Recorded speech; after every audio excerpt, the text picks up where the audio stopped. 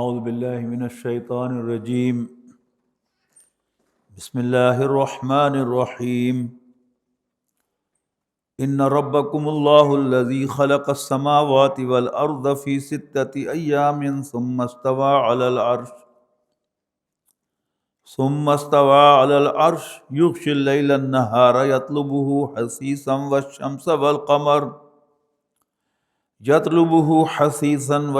والقمر والنجوم مسخرات بأمره الا له الخلق والامر تبارک اللہ رب العالمین ادعوا ربکم تضرعا وخفیا انہ لا يحب المعتدین ولا تفسدوا في الارض بعد اصلاحها وادعوه خوفا وطمعا ان رحمت اللہ قریب من المحسنین وهو الذي يرسل الرياح بشرا بين يدي رحمته حتى إذا أقلت سحابا ثقالا سقناه لبلد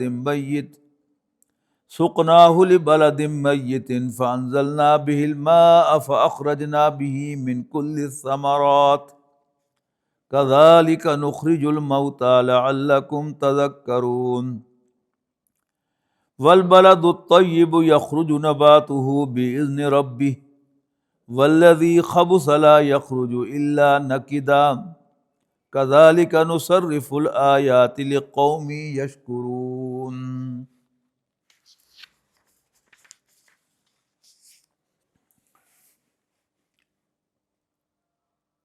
ان ربکم اللہ الذی خلق السماوات والارض فی ستۃ ایام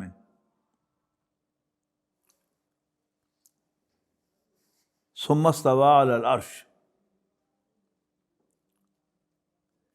بے شک تمہارا رب ہی تو ہے کہ جس نے زمین و آسمان کو 6 دنوں میں پیدا کیا. ثم استوى علی العرش، پھر اس نے عرش پر کنٹرول سنبھالا. یغشی اللیل النہار یطلبہ حثیثا، اڑاتا ہے رات پر دن کو کہ وہ اس کے پیچھے لگا آتا ہے دوڑتا ہوا. فالشمس والقمر والنجوم مسخرات بامرہ، اور پیدا کیے اس نے سورج، چاند اور تارے. مسخرات بامرہ، اس کی طرف سے مقرر کیے گئے، اپوائنٹ کیے گئے، کام پر لگائے گئے اس کے حکم سے. الا لہ الخلق والامر، سن لو، آگاہ ہو جاؤ، یاد رکھو، خلق بھی اسی کا اور امر بھی اسی کا. تبارک اللہ رب العالمین، تمام جہانوں کا رب اللہ بڑی برکت والا ہے.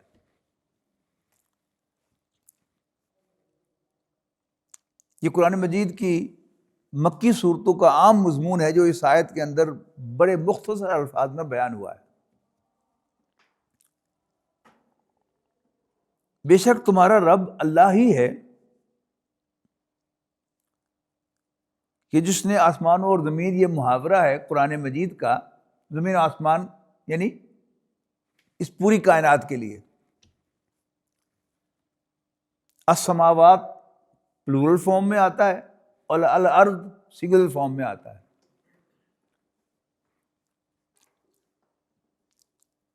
جیسے انگریزی محاورے میں ہیونز اینڈ دا ارتھ آتا ہے، یعنی ہیونز کے ساتھ دی نہیں آتا، ارتھ کے ساتھ دی آتا ہے.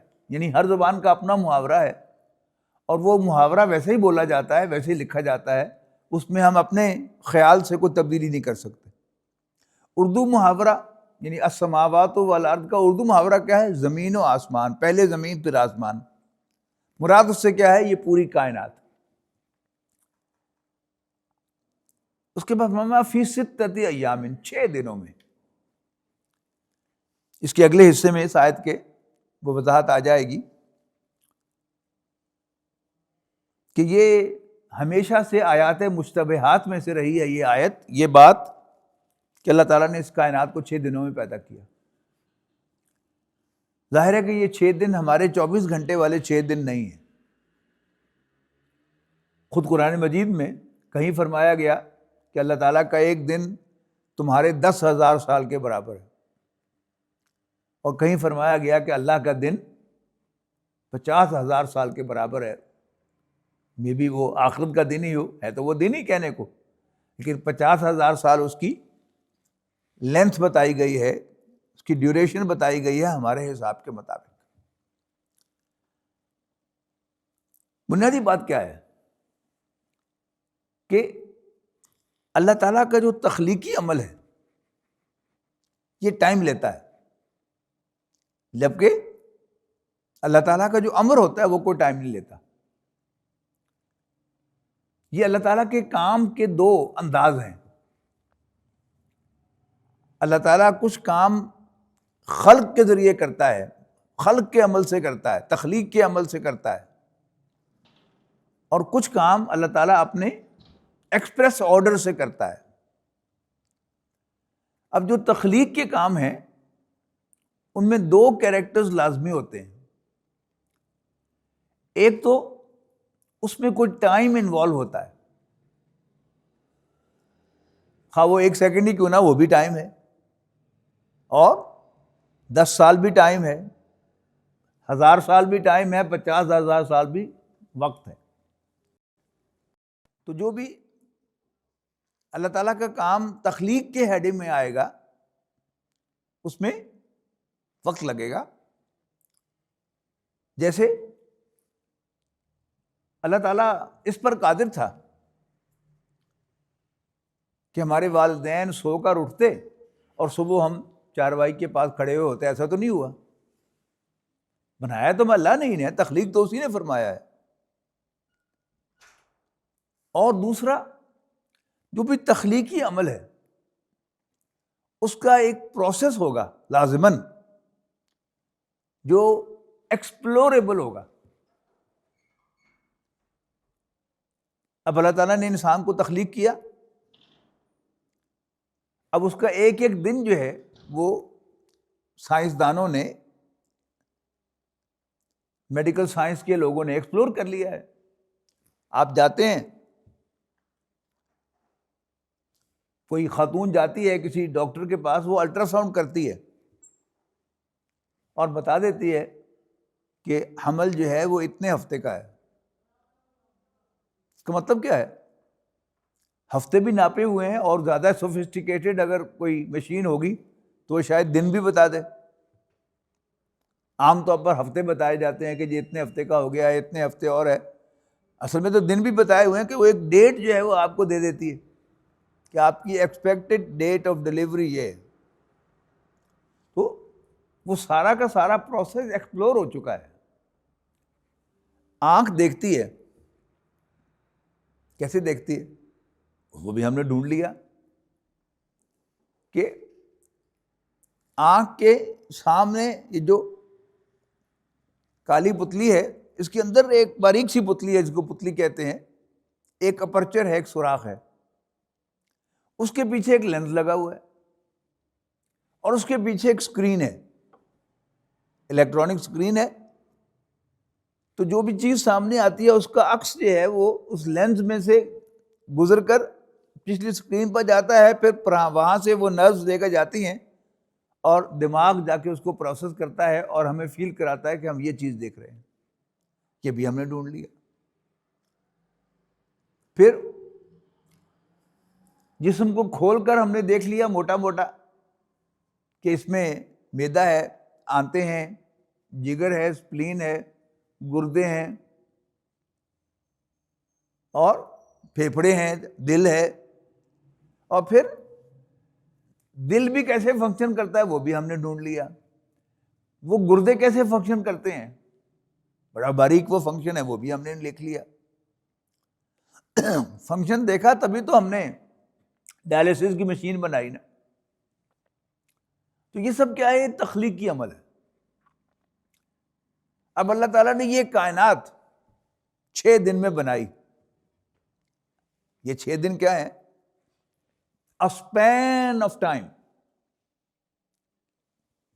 اور وہ ہم نے ڈھونڈا ہے کہ یہ کائنات کیسے بنی، کہ پہلے کچھ چیز وجود میں آئی اور پھر اس کے بعد ایک دھماکہ ہوا، بگ بینگ ہو گیا، پھر اس میں سے چنگاریوں کی طرح جو ہے وہ بڑے بڑے کرے نکلے اور یہ سورج اور یہ سارے بڑے بڑے کرے بن گئے. کئی گلیکسیز وجود میں آ گئی. ان میں سے ایک جو ہے وہ سورج ہے. اب اس سورج سے ایک ٹکڑا ٹوٹا جو یہ ہماری زمین ہے. ظاہر سورج سے ٹوٹا تھا تو انتہائی گرم ہوگا. پھر اس کے اوپر بارشیں ہوئیں، ٹھنڈا ہوا. اب ٹھنڈا ہو کر کچھ تو اس کا ایک ہارڈ حصہ بن گیا اور باقی جو ہے وہ سمندر جو ہے وہ بن گیا. یہ اللہ تعالیٰ کا نظام. یہ کیا ہے؟ ہم نے ایکسپلور کر لیا ہے اور مسلسل ہم اس کو ریفائن کرتے چلے جا رہے ہیں کہ نہیں نہیں نہیں ایسے نہیں. یہ اس بات کا ثبوت ہے کہ یوں نہیں ہوا تھا، یوں ہوا تھا. لیکن بہرحال اٹ از ایکسپلوریبل. اس کے مقابلے میں جو امر ہوتا ہے اس کے بارے میں اللہ تعالیٰ نے بالکل واضح وضاحت کر دی ہے. ایک نہیں کئی مقامات پر کی ہے کہ انما امرہ اذا قضا امرا فانما یقول له کن فیکون. کہیں فرمایا اذا اراد شیئا ان یقول له کن فیکون. کہیں فرمایا اذا قضا امرا ان یقول له کن فیکون. کہ اللہ کا امر یہ ہے کہ وہ کہتا ہے ہو جا اور جھٹ وہ ہو جاتا ہے. نہ اس میں کوئی ٹائم انوالو ہوتا ہے اور نہ اس کا کوئی پروسیس ہے جو ڈھونڈا جا سکے، دیکھا جا سکے. اس لیے کہ اس کی بھی قرآن مجید سے دلیل دے رہا ہوں کہ سورہ بنی اسرائیل سے میں کہا گیا یسألونک عن الروح. اے نبی آپ سے روح کے بارے میں پوچھتے ہیں. قل الروح من امر ربی. کہہ دو کہ روح میرے رب کے امر میں سے ہے، خلق میں سے نہیں، امر میں سے ہے. فما اوتیتم من العلم الا قلیلا. اور تمہیں اس کے بارے میں ہارڈلی کوئی علم دیا گیا ہے، یعنی کوئی علم نہیں دیا گیا. اگر یہ دو باتیں ہم سمجھ جائیں، خلق اور امر، تو ہمارے بہت سارے سوالات جو ذہنوں میں پیدا ہوتے ہیں وہ حل ہو جاتے ہیں. کہ وہی جو میں نے آپ سے بات کیا کہ جو حمل ہے عورت کا، اس کی ڈیٹ، اس کی کتنا پرانا حمل ہے، کب ڈیلیوری ہوگی، یہ بھی ہم نے ڈھونڈ نکالا. اور ہم اس کے پیشاب کو ایگزامن کر کے اور اس الٹرا ساؤنڈ ہی سے ہم جو پیدا ہونے والے بچے کا سیکس بھی بتا سکتے ہیں، معلوم کر سکتے. تو یہ سب کیا ہے؟ یہ سب جو بھی کام خلق سے ہو رہا ہے اس میں ایسا ہو جائے گا. اس کے مقابلے میں جو امر سے ہونے والی چیزیں ہیں، یعنی یہ کائنات، یہ تخلیقی پروسیس سے ہوئی. ہر جو نیا انسان یا حیوان یا پتا پیدا ہوتا ہے وہ اس خلق کے پروسیس سے ہوتا ہے. لہذا باٹنسٹ نے پلانٹ کے سارے کچھ جو ہے وہ اسٹڈی کر لیا، اور جو میڈیکل سائنس کے لوگ تھے انہوں نے انسان کا سب کچھ جان لیا. ویٹرنری سائنس کے لوگوں نے مختلف جانوروں کا سب کچھ جان لیا. زوالوجسٹ نے پورے اینیمل ورلڈ کا بہت کچھ جو ہے معلوم کر لیا تخلیقی امر کا. لیکن جو امر ہے اس کا کوئی سراغ نہیں مل سکتا. جب اللہ تعالیٰ نے واضح کر دیا کہ امر میں کیا ہوا، ہوتا کیا ہے امر میں، سب سے پہلی بات یہ کچھ موجود نہیں تھا اللہ کے سوا. یعنی سائنس تو کہتی ہے نا کہ میٹر ہمیشہ سے موجود ہے، جبکہ قرآن مجید کیا کہہ رہا ہے کہ لم یکن لہ کفوا احد. کہ کوئی اس کا ہم پلہ نہیں ہے، ہم کف نہیں ہے، اس کے برابر نہیں ہے. اگر ہم مادے کو بھی مان لیں کہ وہ ایٹرنل ہے، ہمیشہ سے ہے، پھر تو اللہ کے برابر بنا دیا ہم نے اس کو. تو کچھ نہیں تھا، پہلے کچھ وجود میں آیا. کیا تھا کچھ معلوم نہیں. اس کے بعد پھر کیا ہے؟ تخلیقی پروسیس شروع ہوا، جس کو آج جو ہماری سائنس پہنچی ہے وہ سپوز کر رہی ہے، وہ سمجھ رہی ہے کہ شاید کوئی دھماکہ ہوا تھا، پتہ نہیں ہوا کہ نہیں ہوا، لیکن بہرحال دھماکہ بھی تو ایک پروسیس ہے، اس میں بھی تو کچھ وقت لگتا ہے۔ تو یہ سارا پھر تخلیقی عمل شروع ہوا، آسمانوں کو بھی بنانے میں دیر لگی، پھر زمین کو بنانے میں بھی دیر لگی، اور پھر زمین پر جو بہت سی چیزیں اللہ نے پیدا کی ان سب میں بھی دیر لگی، پودے بھی بنے، باقی حیوانات بھی بنے، اور پھر فائنلی انسان بھی بنا۔ تو ان سب میں ایک وقت جو ہے وہ درکار ہے۔ قرآن مجید کئی مقامات پر یہ ذکر کرتا ہے کہ اللہ تعالیٰ نے یہ کائنات 6 دنوں میں بنائی۔ تو اس کے مقابلے میں جو پہلا تھا nothing was there, something came into being, it came into existence، کوئی چیز وجود میں آئی، وہ امر سے ہوا۔ اور اس کے بعد اللہ تعالیٰ جب چاہتا ہے وہ اپنا امر کر کے کوئی نئی چیز پیدا کر سکتا ہے، لیکن جو موٹی موٹی چیزیں ہیں یاد رکھنے والی وہ کیا ہیں، جتنے بھی معجزات ہوئے ہیں وہ سب اللہ کے امر سے ہوئے۔ حضرت موسیٰ علیہ السلام بنی اسرائیل کو لے کر ایک سمندر تک پہنچ گئے، اب مخبری ہو گئی، اور فرعون بھی اپنے لاؤ لشکر کے ساتھ پیچھے آ گیا، آگے سمندر، پیچھے فرعون کا لشکر۔ حضرت موسیٰ علیہ السلام کو حکم ہوا کہ تم اپنا عصا مارو سمندر میں، انہوں نے یوں کر کے عصا مارا اور سمندر پھٹ گیا، 2 حصوں میں تقسیم ہو گیا، ادھر بھی پانی کی ایک دیوار بن گئی، ادھر بھی پانی کی دیوار بن گئی، اور درمیان میں گیلا نہیں خشک راستہ بن گیا، اور حضرت موسیٰ علیہ السلام بنی اسرائیل کو لے کر اس میں سے گزر گئے۔ جب بنی اسرائیل گزر گئے تو فرعون بھی اپنی فوج کو لے کر پیچھے پیچھے اندر داخل ہو گیا۔ اب ساری وہ جو فوج تھی اور آل فرعون تھا وہ سمندر کے اندر سے گزر رہے تھے، اور اللہ تعالیٰ نے واپس حکم دے دیا کہ چلو بھائی چل پڑو، سمندر چل پڑا، اور سارے دیکھتے دیکھتے غرق ہو گئے۔ یہ کیا تھا؟ معجزہ تھا۔ اسی طرح حضرت مریم سلام علیہا کو اللہ تعالیٰ نے ڈائریکٹ خوشخبری دے دی کہ تم حاملہ ہو جاؤ گی اور ایک بچے کو جنم دو گی، کہ پاؤں تلے سے زمین نکل گئی۔ کیا کہہ رہے؟ جبرائیل سے کہا انہوں نے، کیا کہہ رہے ہو؟ انہوں نے کہا ایسا ہی ہوگا، وہ ہو گیا۔ اللہ تعالیٰ کہے کہ کیا مشکل۔ پھر حضرت عیسیٰ علیہ السلام پیدا ہو گئے۔ نارملی کیا ہوتا ہے، بچہ پیدا ہوتا ہے، پہلے تو بیچارہ صرف روتا ہے،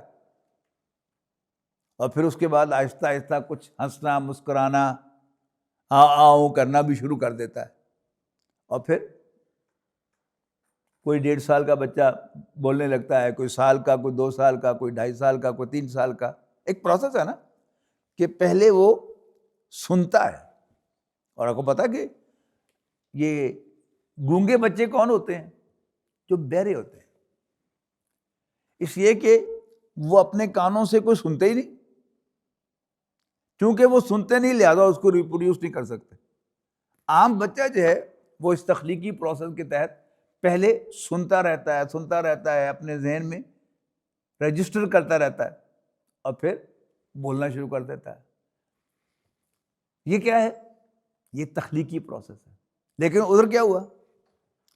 حضرت عیسیٰ علیہ السلام کی پیدائش ہو گئی، اور اللہ تعالیٰ نے حکم دیا کہ اب اس کو غائب نہیں لے کے ہونا، اس کو اپنی گود میں لو اور جاؤ اپنی کمیونٹی میں، جہاں ہر شخص تمہیں بائی نیم جانتا پہچانتا ہو کہ تم عمران کی بیٹی ہو، ہارون کی بہن ہو، اور تم غیر شادی شدہ ہو۔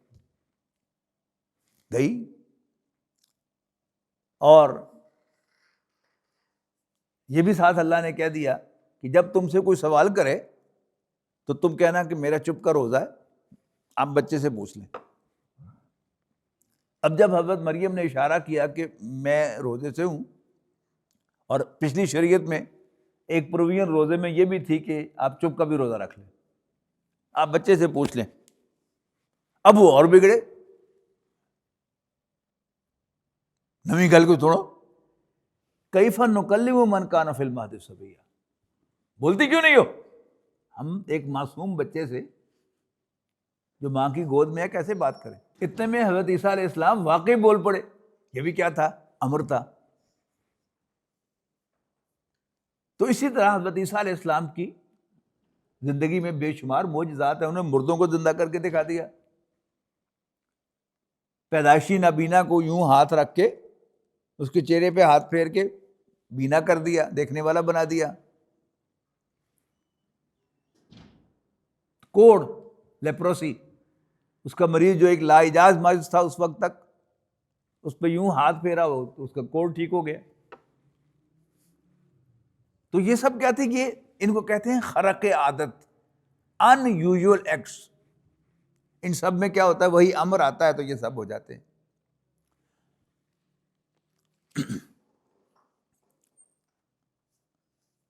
تو اللہ تعالیٰ نے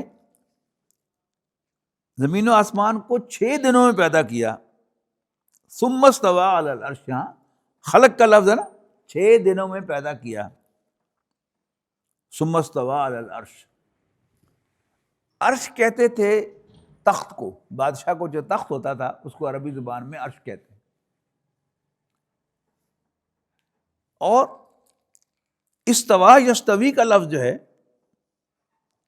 یہ آتا ہے گھڑ سواری کے لیے، یعنی جب کوئی سوار اپنے گھوڑے پر پوری طرح قابو ہو جائے، قابو یافتہ ہو جائے، کنٹرول حاصل ہو جائے اس کو، تو اس کو کہتے تھے استوا یستوی، کہ وہ اس نے پورا کنٹرول حاصل کر لیا اپنے گھوڑے پر۔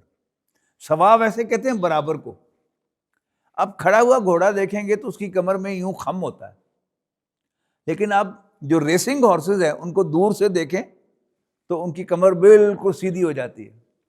یعنی وہ گھڑ سوار کہ جو گھوڑے کی کمر کو سیدھا کر دے، اس کا مطلب ہے کہ اس کو گھوڑے پر پورا کنٹرول حاصل ہے۔ وہ لفظ استعمال ہوتا ہے قرآن مجید میں، ثم استوى علی العرش۔ پھر اللہ تعالیٰ نے عرش کا کنٹرول سنبھالا۔ اب اس کے بارے میں ہمارے ہاں بے شمار اختلافات ہیں کہ اللہ کا عرش کوئی فزیکل چیز ہے کہ نہیں ہے۔ آپ سیدھی سی بات یہ سمجھیں اسی کنٹرول سے کہ بادشاہ عرش پر بیٹھ کے کیا کرتا تھا؟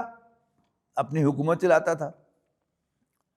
تو اس کائنات کا کوئی کنٹرول سینٹر ہے جس پر اللہ تعالیٰ کا کنٹرول ہے، اور اس کنٹرول سینٹر سے اللہ تعالیٰ پھر سارا اس کائنات کا نظام چلاتا ہے۔ معلوم ہوتا ہے کہ وہ عرش ہے، اور اس کی ہمیں نہ پوچھ گچھ ہونی ہے، نہ ہم سے یہ سوال ہونا ہے کہ ہم اس کی تفصیل بیان کریں کہ وہ کیسا عرش ہے، وہ لکڑی کا بنا ہوا ہے یا سونے کا بنا ہوا ہے یا کس کا ہے، یا اللہ تعالیٰ فزیکلی اس کے اندر بیٹھتا ہے، کوئی مخصوص جگہ ہے جس کا نام عرش ہے یا نہیں۔ اس بحث میں ہمیں جانے کی ضرورت نہیں ہے، لیکن کوئی ایک جگہ، کوئی ایسا پوائنٹ کہ جس کے ذریعے سے اللہ تعالیٰ اس پوری کائنات کو کنٹرول کرتا ہے۔ اور یہ کمپیوٹر نے آ کر تو اب ہمارے لیے سب چیزیں جو ہیں یہ کنسیویبل بنا دی ہیں کہ کوئی ایک بٹن ہوتا ہے، کوئی ایک پوائنٹ ہوتا ہے، کوئی ایک کمپیوٹر ہوتا ہے کہ جس سے آپ بہت کچھ کنٹرول کر رہے ہوتے ہیں۔ یہ کمپیوٹر کس کے بنائے ہوئے ہیں؟ انسان کے بنائے ہوئے ہیں۔ تو اگر انسان کی بنائی ہوئی وہ مشینری بہت سی چیزوں کو کنٹرول کر سکتی ہے، تو کیا اللہ تعالیٰ کا کوئی ایسا ایک پوائنٹ بھی کافی ہے اللہ تعالیٰ کے لیے کہ اسی کو اللہ تعالیٰ نے عرش کہا ہو؟ یا یہ بھی ممکن ہے جیسے کچھ لوگوں کی رائے ہے کہ وہ باقاعدہ کوئی سیٹ ہے جس پر اللہ تعالیٰ جو ہے وہ تشریف فرما ہوتا ہے، تو اس میں خام خواہ کسی بحثوں میں الجھنے کی ضرورت نہیں ہے۔ بس ایسی آیات کو صرف یہ کہہ دینا چاہیے کہ واللہ عالم، اللہ بہتر جانتا ہے کہ ایگزیکٹ فارم کیا ہے، لیکن یہ بات کہ اللہ تعالیٰ کا اس پوری کائنات پر کنٹرول ہے، اور اللہ تعالیٰ جو ہے وہ خلق کا بھی مالک ہے، امر کا بھی مالک ہے، جیسے اگلے حصے میں آ رہا ہے، تو انشاءاللہ ہمارا جو بنیادی کانسیپٹ ہے وہ کلیئر ہو جائے گا۔ کیا فرمایا؟ یغشی اللیل النہار، اللہ تعالیٰ اوڑاتا ہے رات کو دن پر، یطلبہ حثیثا، کہ وہ اس کے پیچھے چلا آتا ہے، حثیثا، حثیثاً کہتے ہیں گھوڑے کے ایڑ لگانے، گھوڑے کو ایڑ لگانے کو۔ جب گھوڑے کو ایڑ لگائی جاتی ہے تو پھر کیا ہوتا ہے؟ گھوڑا دوڑتا ہے۔ تو حثیثاً ایڑ لگا ہوا یعنی دوڑتا ہوا۔ والشمس والقمر والنجوم، شمس بھی، قمر بھی اور نجوم بھی، غور کیجئے گا ان سب کے اوپر زبر ہے آخری حرف پر، تو اس کا مطلب ہے یہ نصب کی حالت میں ہیں، اور یہ مفعول ہیں۔ کس کے مفعول ہیں؟ خلقہ کے مفعول ہیں۔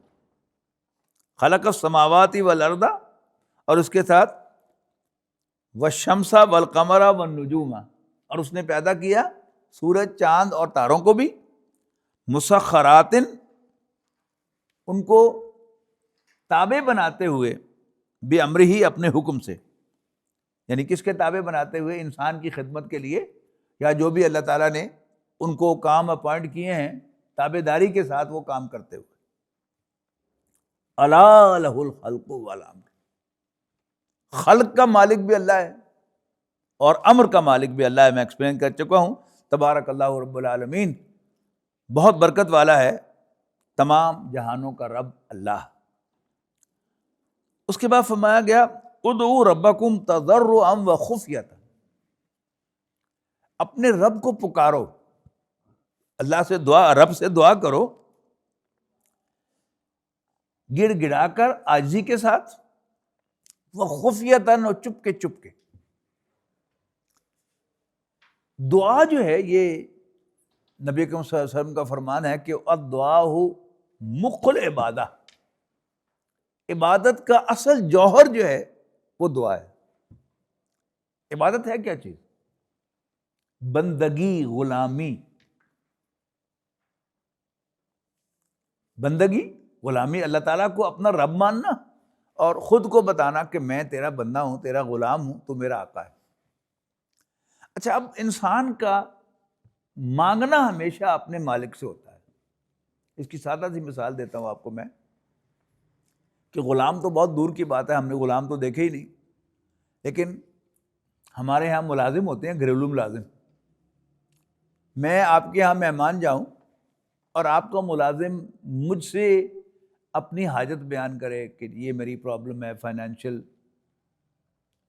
تو جب میں آ جاؤں گا تو پھر آپ کیا کریں گے؟ ڈانٹیں گے نا اس کو کہ تم نے ہمارے مہمان کے سامنے اپنی حاجت کیوں رکھی، تم نے ہماری بےزتی کروا دی۔ حالانکہ وہ غلام نہیں، ملازم ہوتا ہے، جبکہ ہم اللہ کے کیا ہیں؟ غلام ہیں، ملازم نہیں ہیں۔ اور ملازم اور غلام میں فرق مجھے بتانے کی ضرورت نہیں ہے۔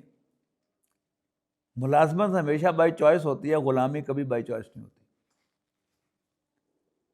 اور غلامی کے کوئی حقوق نہیں ہوتے، جبکہ امپلائی کے حقوق ہوتے ہیں۔ اتنی تنخواہ دیں گے ہم تمہیں، اتنے گھنٹے کام لیں گے، یہ جاب ڈسکرپشن ہے، ہم تم سے یہ کام لیں گے۔ غلامی میں کچھ نہیں ہوتا، آقا جو حکم دے وہ ماننا پڑے گا، اور آقا کو اختیار ہے، مالک کو اختیار ہے کہ وہ اپنی مملوک کو، میں نے جان بوجھ کر یہ لفظ استعمال کیا ہے، جب چاہے ٹکڑے ٹکڑے کر دے، جب چاہے ذبح کر دے، ہے نا؟ ایسے ہی آپ کی بکری ہے، جب چاہیں اس کو ذبح کر دیں، جب چاہیں آپ اس کو بیچ دیں، جب چاہیں آپ کو چھوڑ دیں، یہ سب اختیار آپ کے پاس ہے۔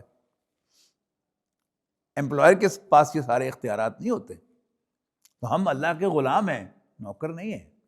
تو کیا اللہ تعالیٰ اس کو پسند کرے گا کہ ہم اس کا در چھوڑ کر کسی اور کے دروازے پہ چلے جائیں؟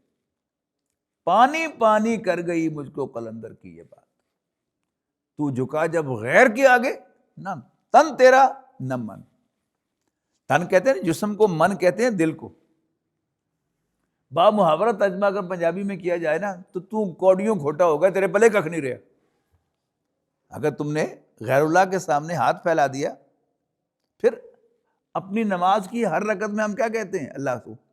ایاک نعبد، اللہ ہم تیرے ہی بندے، و ایاک نستعین، تجھی سے مدد مانگتے۔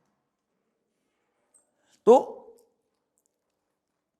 اللہ تعالیٰ کے سامنے مانگتے ہوئے عاجزی بڑی ضروری ہے۔ چودھری بن کے مانگا نہیں جا سکتا۔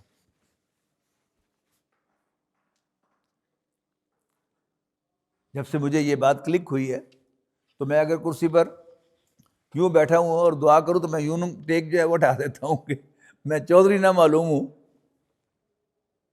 میں غلام معلوم ہوں۔ کم سے کم ظاہر کوئی مجبوری ہے کہ میں اپنے گھٹنوں کی تکلیف کی وجہ سے کرسی پہ بیٹھتا ہوں، لیکن دوں ہی دعا مانگنے لگتا ہوں نا، مجھے یاد آ جائے تو فوراً میں ٹیک ہٹا دیتا ہوں۔ تو سب سے پہلی چیز کیا ہے؟ عاجزی۔ اور اس کے بعد دوسری چیز گئی ہے خفیتاً، چپ کے چپ کے۔ یعنی جس کے سامنے میں درخواست پیش کر رہا ہوں اس کے سامنے تو مجھے الفاظ بھی کہنے کی ضرورت نہیں ہے. میرے دل میں جو خواہش ہے، جو تقاضا ہے، تو اس کو پہلے سے معلوم ہے. لیکن ہمارے ہاں ایک عجیب تماشا ہو گیا، دعا بھی ایک پروفیشن بن گئی. کچھ عرصہ میں نے فنچے ماؤتھ لنڈن میں امامت کے فرائض انجام دیے، تو رمضان آیا تو وہاں مجھے ایک صاحب آ کے کہنے لگے، کسی عربی نوجوان تھا، محمد اس کا نام تھا، لبنان سے، مجھے آ کے کہنے لگے کہ امام please allow Muhammad to lead the witr prayer. He makes a very professional دعا.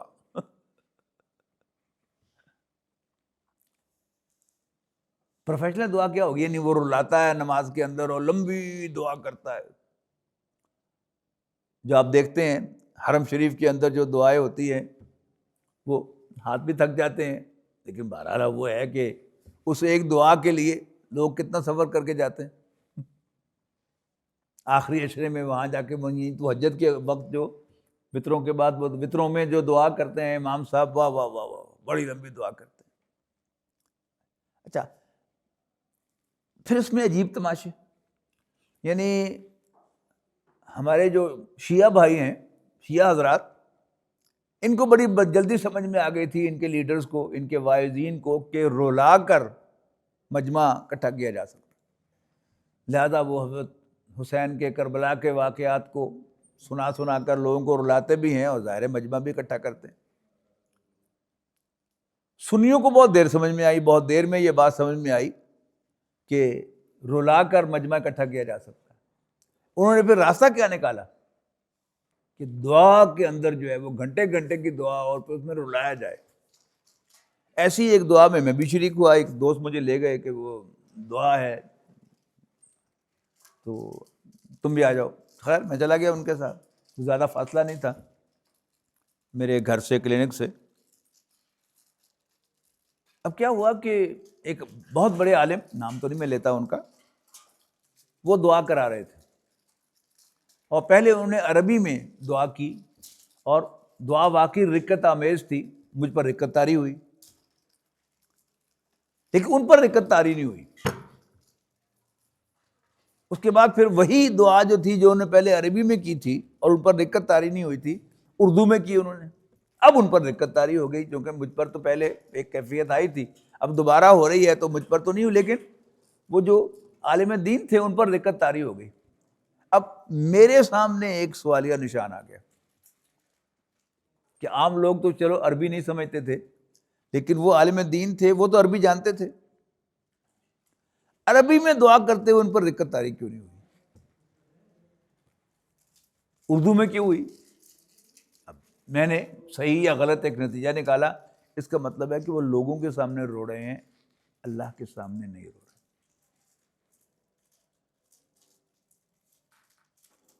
ٹھیک ہے نا؟ آپ نے نوٹ کیا ہوگا، آج بھی آپ نے نوٹ کیا کہ تلاوت ختم کرنے کے بعد میں نے ڈائریکٹلی درس شروع کیا. میں کوئی دعائیہ کلمات بلند آواز سے نہیں کہتا، راستے میں کہتے وہ آیا ہوں دعائیہ کلمات اللہ سے. کیوں؟ میں یہ سمجھتا ہوں کہ دعا جو ہے یہ ایک پرائیویٹ افیئر ہے.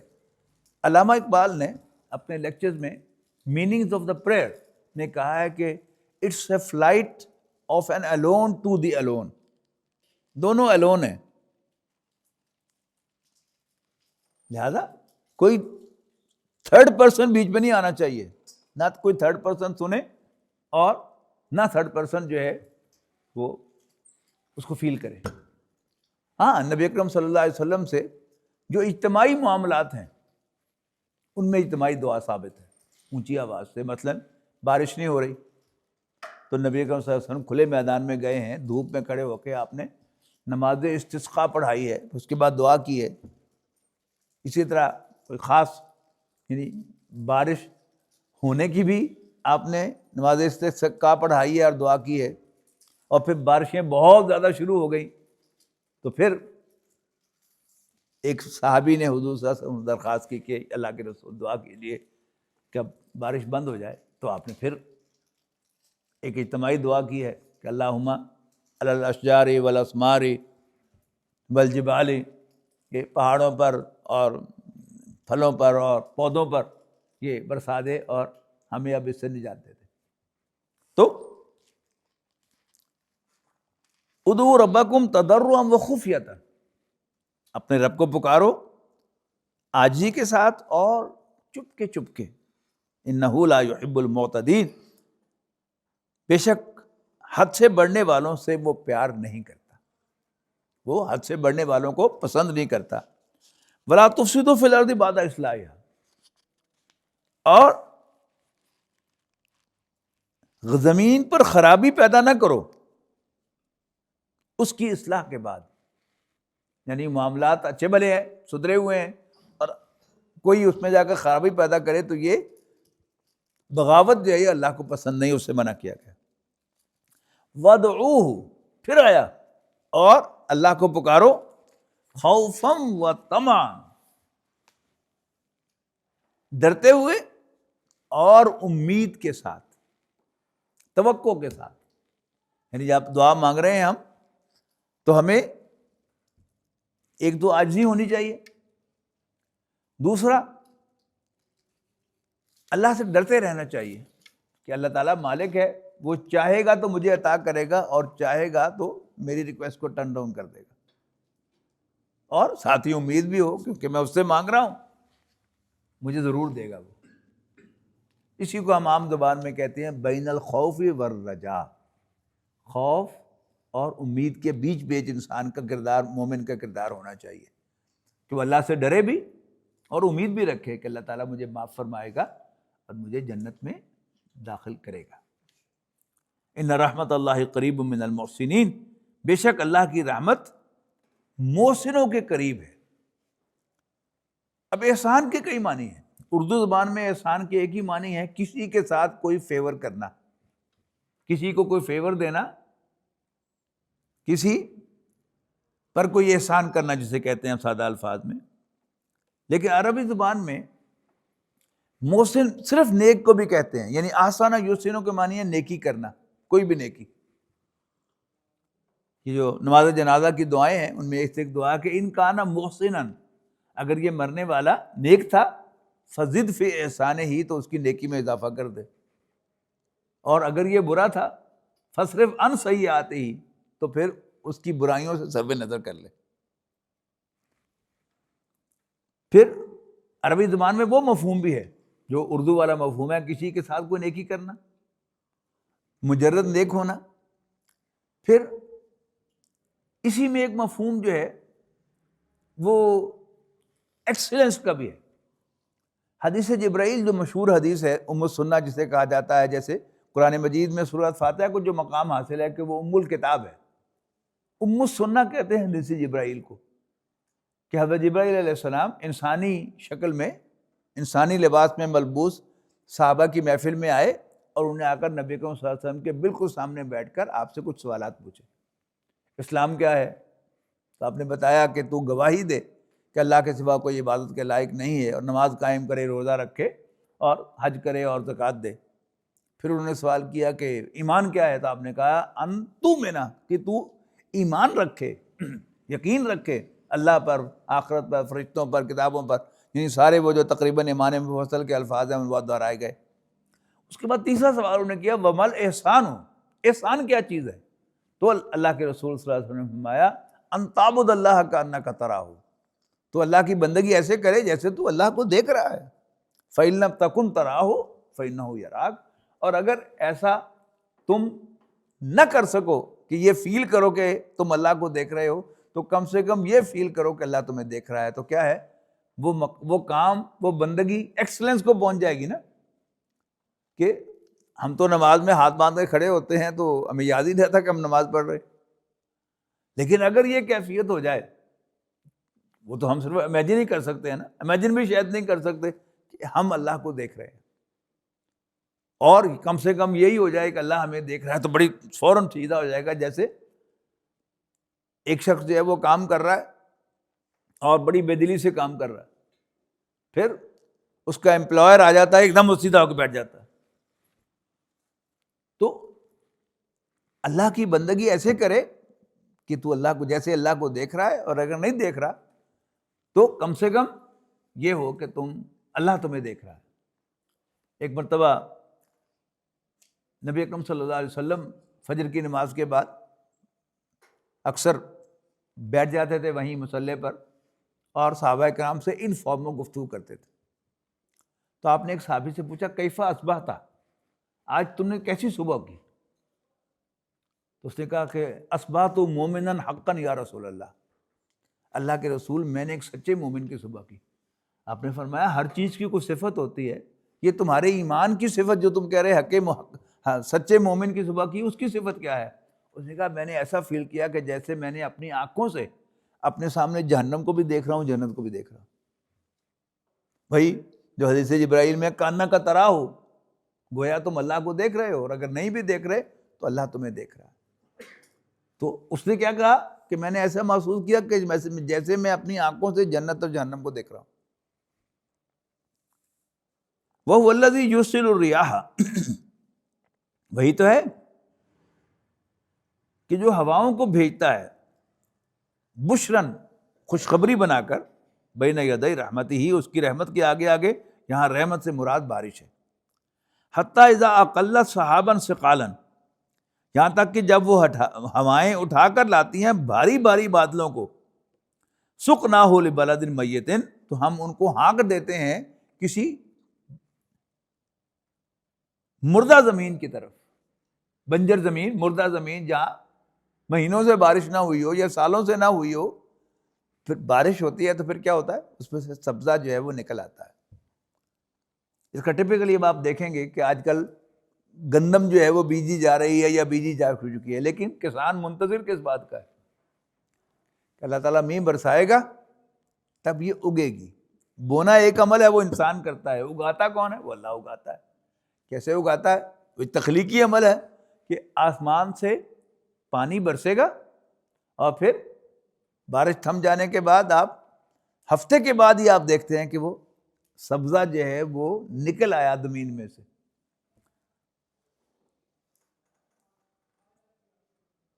تو سقناہ لبلد میت فانزلنا بہ الماء، تو ہم اس پر پانی نازل کرتے ہیں، فاخرجنا بہ من کل الثمرات، پھر اس زمین میں سے، خشک زمین میں سے بھی اب جو تر ہو گئی، ہم ہر قسم کے میوے نکالتے ہیں، پھل نکالتے ہیں۔ کذالک نخرج الموتى لعلکم تذکرون۔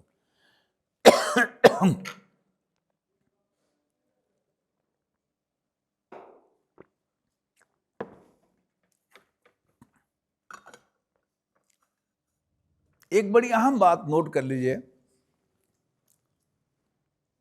کہ قرآن مجید میں جہاں بھی اللہ تعالیٰ اپنی قدرتوں کا تذکرہ کرتا ہے، اپنے اس تخلیقی عمل کا تذکرہ کرتا ہے کہ یہ آسمان دیکھو، زمین دیکھو، پہاڑ دیکھو، سبزہ دیکھو، انسان کی پیدائش کو دیکھو، عام طور پر ہم وہیں پر گم ہو جاتے ہیں، واہ واہ واہ واہ، اللہ تعالیٰ کی بڑی تعریف ہو گئی، توحید بیان ہو گئی، آگے نہیں غور کرتے کہ اکثر مقامات پر آپ دیکھیں گے کہ اللہ تعالیٰ اصل میں آخرت کا مضمون بیان کر رہا ہوتا ہے۔ مثلا سورہ قیامہ میں کہ الم یک نطفۃ من منی یمنی، کیا انسان منی کی ایک بوند نہ تھا جو ٹپکائی گئی، ثم کان علقۃ فخلق فسوی، پھر وہ جمع ہوا خون بنا، پھر اللہ نے اس کو بنایا اور سنوارا، فجعل منہ الزوجین الذکر والانثی، پھر اس سے جوڑے بنا دیے، یعنی ایک ہی بوند، ایک ہی باپ، ایک ہی ماں، اور کبھی ان کے نطفے ملتے ہیں تو اللہ تعالیٰ اس سے مرد پیدا کرتا ہے اور کبھی اس سے عورتیں پیدا کرتا ہے۔ یہ اللہ تعالیٰ کی قدرت کا شاہکار نہیں ہے؟ لیکن کنکلوژن کیا کیا؟ الیس ذلک بقادر علی ان یحیی الموتیٰ، کیا یہ اللہ جس کی قدرت کا یہ عالم ہے وہ مردوں کو زندہ نہیں کر سکتا؟ یہاں بھی نوٹ کیجئے گا کہ یہ سارا بیان کرنے کے بعد کہ مردہ زمین کی طرف ہم ہانکتے ہیں بادلوں کو، اور پھر اللہ تعالیٰ بادلوں میں سے بارش برساتا ہے، اور اس کے ذریعے سے ہم پھر طرح طرح کے میوے نکالتے ہیں۔ کذالک نخرج الموتیٰ، ایسے ہی اللہ تعالیٰ مردوں کو نکالے گا زمین میں سے۔ یعنی کیا ہے، اب وہ باتیں جو کچھ زیادہ سمجھ میں آنے لگتی ہیں، یعنی کسان بیج جو ہے وہ بوتا ہے، اور پھر پانی آتا ہے تو وہ بیج پھوٹتا ہے اور پھر اس میں سے پودا برآمد ہوتا ہے. تو مردے دفن ہو گئے زمین میں، اگر وہ ان کی خاک بھی پانی میں بہا دی گئی تو کہاں گئی؟ وہ زمین ہی میں کہیں ہے نا. تو جب اللہ تعالیٰ حکم دے گا تو وہ جو ڈی این اے وہاں پڑا ہوا ہے وہ پھر اسی طرح اگے گا، اسی طرح اٹھے گا اور وہ انسان دوبارہ زمین میں سے برآمد ہو جائے گا. یہ کلوننگ وغیرہ کے ذریعے سے جو کوشش ہو رہی ہے وہ کیا ہے؟ کہیں کوئی ایک جو ہے وہ سیل مل جائے تو اس سے کیا ہے پورا کو پورا جسم جو ہے وجود میں آ سکتا ہے. تو جو پہلا ہماری تخلیق ہے اس سے کیا کرتا ہے اللہ تعالیٰ؟ آدھا سیل ماں سے آدھا سیل باپ سے لیتا ہے اور ایک نیا بچہ بنا دیتا ہے. اب وہ پیٹرن جو ہے وہ اللہ تعالیٰ نے فکس کیا ہوا ہے، جب وہ حکم دے گا تو پھر اسی زمین میں سے ایک انسان جو ہے وہ برآمد ہو جائے گا. کذالک نخرج الموتیٰ لعلکم تذکرون، تاکہ تم نصیحت حاصل کرو، تم غور کرو، بات کو سمجھو. اس لیے تمہیں اللہ تعالیٰ یہ سب نشانیاں دکھا رہا ہے. والبلد الطیب یخرج نباتہ باذن ربہ. اب وہی ایک مردہ زمین ہے اور ایک عمدہ زمین ہے، زرخیز زمین ہے. مردہ زمین میں سے کیا ہوتا ہے؟ والبلد الطیب، اور عمدہ زمین یخرج نباتہ باذن ربہ، کہ اس سے اس کا سبزہ نکلتا ہے اس کے رب کے حکم سے. والذی خبث، اور جو خراب بنجر زمین ہوتی ہے، لا یخرج الا نکدا، اس میں سوائے ناقص جھاڑ جھکاڑ کے اور کچھ نہیں اگتا. کذالک نصرف الآیات لقوم یشکرون، یوں ہم پھیر پھیر کر اپنی نشانیاں دکھاتے، بناتے، بتلاتے ہیں. کیوں؟ لقوم یشکرون، شکر گزاروں کے لیے، احسان ماننے والوں کے لیے. شکر ہوتا کیا ہے؟ کسی کا احسان ماننا. نہ شکرا وہ دیکھ بھی رہا ہے کہ یہ اللہ تعالیٰ نے پیدا کیا میرے لیے، گندم پیدا کی ہے. دیکھ بھی رہا ہے کہ یہ اولاد مجھے اللہ نے دی ہے. دیکھ بھی رہا ہے کہ یہ شہد میرے لیے اللہ نے بنایا ہے. دیکھ بھی رہا ہے کہ یہ دودھ میرے لیے اللہ نے بنایا ہے.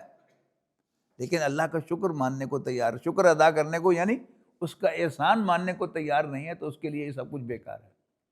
کس کے لیے، کس کو فائدہ دیتا ہے یہ بیان اللہ تعالیٰ کا قرآن مجید میں؟ لقوم یشکرون، شکر ادا کرنے والے، یعنی احسان ماننے والے لوگوں کے لیے. بارک اللہ علی ولکم فی القرآن العظیم ونفعنی وایاکم بالآیات وذکر الحکیم.